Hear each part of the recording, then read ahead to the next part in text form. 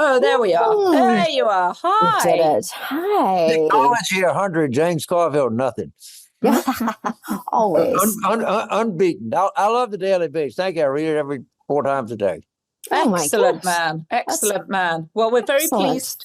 We're very pleased to have you. And we know that you're a busy man, so we're happy to get straight to it. Straight, I like that. Listen, a lot of Democrats, I mean, most Democrats, all Democrats, we don't understand why this election is so close. Why do you think it's so close? What the hell is in people's minds? I do not care. I only think of how it ends up. Okay, we have all of this 13-day to go analysis and angst. A guy like me, you don't know if it's going to be close on election day. But stay focused on what you have to do for 13 days. And honestly, don't try to interpret something before it happens. We spend too much time interpreting something happens as opposed to trying to affect what happens. And I'm not a social analyst. I'm not a whatever. I'm trying to help people put coalitions together, to stay focused, to do things, to win. And when it's over, like anybody else, I'll probably share people's thoughts about what happened. But until it happens, let's do what we can to affect the outcome. You're constantly talking to people behind the scenes. What is the mood just pure chaos? Or do you think that people are moving in the right direction at the pace that you would want? I've actually had people come up to me, and like a couple will come up, and the wife will say, people call me Mr. Carville, what's going to happen? And I said, I don't know. I'm hoping for the best. And the husband will say, he knows, he's just not telling you. They know. The truth of the matter is, I don't know much more you do about what's going to happen. Right. You see the same information I do. I talk to people. I talk to insiders. And the body of knowledge between insiders and just mostly informed public is not that. It really is. We don't have some secret, no more than somebody really knows who's going to win the World Series. Every minute that you spend trying to predict an event and not affect an event is a minute that you're wasting. Isn't there something to be said for trying to understand why a candidate who's lost before appears to be doing, or at least it appears to be neck and neck? Why would you be worried about that right now? Assuming that we're all concerned and care about the outcome. And the election has not happened yet. By the way, he's lost in 18, 20, and 22. We haven't lost an election in 2 years. And I really, I want to be respectful and not curt here. I'm not interpreting things. I'm trying to affect things. Right, but I don't know how you affect things if you don't understand why why Trump has the support he does. He's lost 3 elections in a row. True. Okay, True. we just don't know that. We're just assuming things that haven't happened yet. Okay, well then what should the Democrats be focused on in the last 10 days until the election? Is there actually something that you think could happen that would make a difference? So what you have to do in politics, you have to choose to do one thing is to choose to not do another thing. There's 2 emerging things that are kind of one. One is he's really cognitively out of it. He went 39 minutes with Ave Maria. One sentence has nothing to do with another sentence. We ran Biden out because he was old, but the New York Times doesn't run enough stories about Trump's age. You hear that crap over and over and over again. There are other people like General Milley or General Kelly that says fascist to his core. The former director of national intelligence, former United States Senator Dan Coates, who said that he thinks he's actually an agent of the Kremlin. You got to pick one. Is he an incompetent, incontinent, dithering, slobbering buffoon, or is he dangerous to the idea of the American Republic? You can't have both. I don't understand why you can't have both. Why are they mutually exclusive? Because if I'm incompetent and I'm not connected and I don't know anything, and I'm suffering from dementia, I can't be a threat to you. I could only be a threat to myself. If you're trying to convince me that something is a threat to me, I have to feel like it's a threat and it will carry out the threat that it is. That's why. Do you think that there's a sense that people have lost faith in democracy? Or my question is, why don't people seem to value it more? There seems to be almost no accountability for his actions. Why don't we have the election and then do that? Why are we doing that? And I'm trying to be respectful here. We're having an election. So you tell people we don't have a democracy and we're probably going to have record turnout. So I'm going to the poll and I'm voting, and I have the Daily Beast telling me we don't have a democracy. Well, wait a minute, I'm voting. Right? We are analyzing the election before the event. Let's have the World Series and then talk about who had better pitching or base running. But isn't the point that he keeps saying this will be the last election? That's against everything that the United States is. Yes, that fits totally into the authoritarian, anti-American, anti-constitutional thing that I think we should be running on. Let's talk about third-party candidates, because you ran Bill Clinton's campaign in 92 when Ross Perot helped Clinton win. Do you see a third-party candidate? I don't want to say that we're projecting, but do you think it helps or that it hurts to put Jill Stein's name on a billboard or in an ad that everyone's listening to? Do you think it amplifies her message? First of all, she's a Russian agent. You heard me say that. Try to sue me. And what you should do, you're very educated, technically sophisticated people, have somebody during this podcast put in photo Jill Stein, Vladimir Putin, General Flynn. Yeah. Right. They come up I'm together. Familiar. Yeah. Yes. They were in Russia in 2016. She was on RT. She got more votes in Pennsylvania, Michigan, and Wisconsin than Hillary lost by. All right? Understand. Yeah, I do. Understand that this could cost the whole election. And she is a Russian agent. Yes. So my question is, do you give her oxygen? By talking about her, do we give her oxygen and make more people aware of her? Or is it better to starve her? She's pushing herself out there. We didn't give her any oxygen. We did not put the photo. No one in 2016 knew that she was paid by the Russian government. I don't know, but you ought to tell people that. I mean, there's this idiotic progressive argument that power without principle is immoral. Okay, well, they're like principle without power. She's on the ballot in all the key states. She is put there, in my opinion, based on the photograph that I saw with my own eyes, that is the most underreported story in modern American politics. I don't get it. If you were sitting down right now with Kamala Harris for the next 10 minutes, what would you say to her? Pick a thing and stay with the thing and drive it home relentlessly.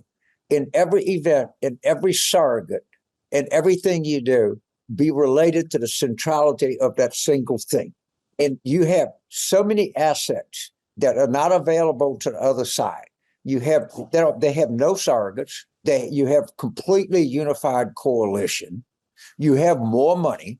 You have more cultural influence 10 times. Use your advantages and be singular in your focus. And don't get distracted about the day after the election. Or don't get distracted by the Quinnipiac poll says this or that. Stay on a singular thing. So what should the singular theme be? You're famous for creating the statement, it's the economy, stupid. We're going to lose the idea of what the United States is. We have a guy that the director of national intelligence says that he thinks is an agent of the Kremlin.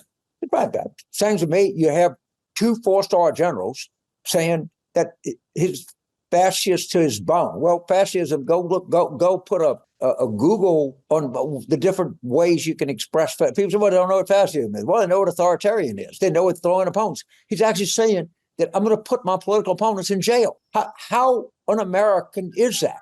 But we're going to talk about the Poland.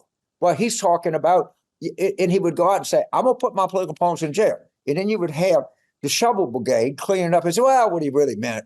And he comes back, no, that's what I really meant. But the democratic progressive infrastructure is going to be fretting about this, that, everything that they can get distracted by, that is going to try to convey to people how smart they are when you just stay focused on a singular thing. All of my political professional life has been trying to drill that in.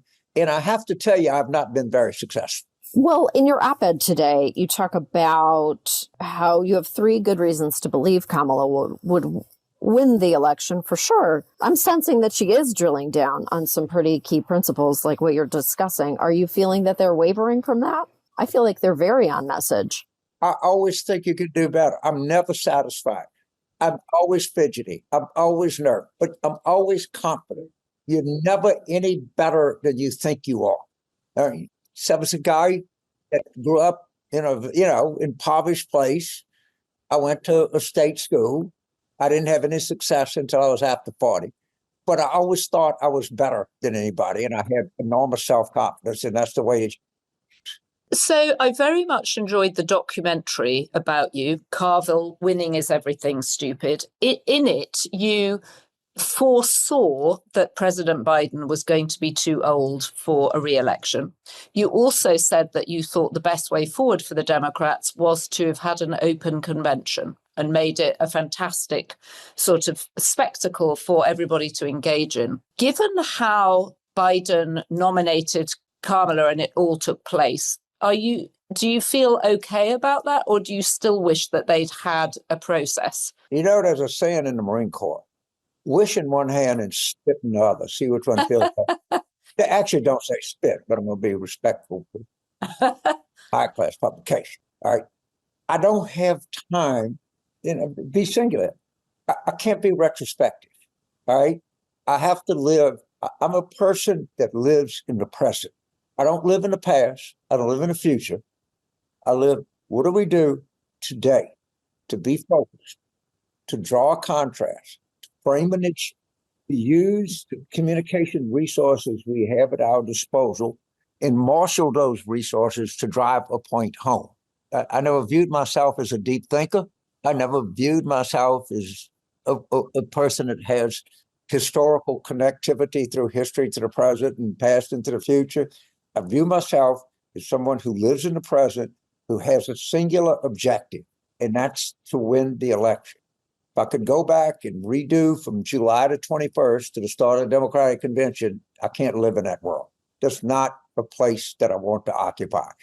When this is over and the votes are counted, like anybody else, I'll say, well, what lessons do we learn here? But right now, we got 12 days to go or whatever it is. It's a short time. You probably have less than that to drive it across. And every minute that we're not doing that is a minute that we're wasting. You've spent a lot of time observing the American voter. Are we ready in America for a woman president? I mean, yes. Can I answer that? I don't know. But guess what? Is she going to change genders in the next 11 days? I don't think so. Are we ready for a person of African and Indian descent? I don't know, but that's what we got.